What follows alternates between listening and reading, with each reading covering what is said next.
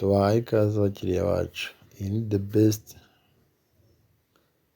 Neo Estate, the champion Neo Estate. Uyu munsi tubazaniye inzu nziza cyane iri hano Bugesera Gashora Ramiro.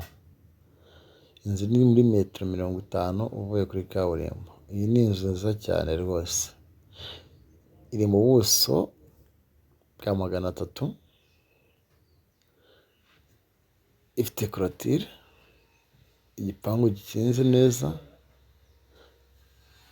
kugira ngo murabibone ifite ibyumba 3 na salo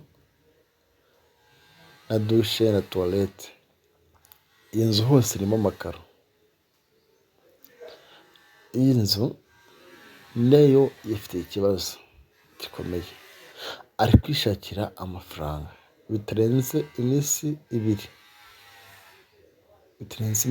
rwose. Umuntu wumva ari tayari iyi nzu yaza agahita ayegukana. Iratinze, buri kimwe cyose iteye all master, nta kibazo. Ibikoni birakinze, kila kitu ni hafi rwose, hafi yagira umusigiti, yagira amazi, umuriro, buri kimwe cyose kirakora, nta kibazo inzu ifite. Iyi nzu rero ni imari. Umuntu ufite gahunda rwose adacikwa n'iyi nzu. Kuri miliyoni 12 zawe iyi nzu urahita uyegukana.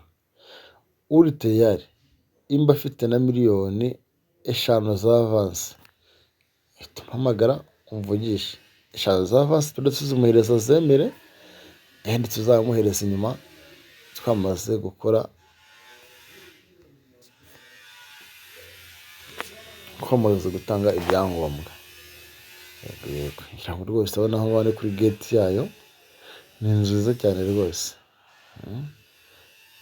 Parikingi nziza yaparikamo imodoka nk'eshatu. Yuko rwose iyi nzu ari imari.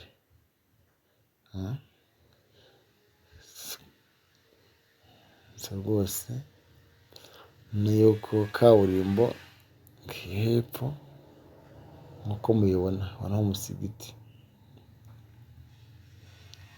Yangurira kwasiteri iri hehe muri kaburimbo. Sawa sawa, mudukurikirane, twe tubahe imari z'amake. The champion Neo Estate. Tuhamagare, dukurikire kuri Instagram, TikTok, ni Facebook.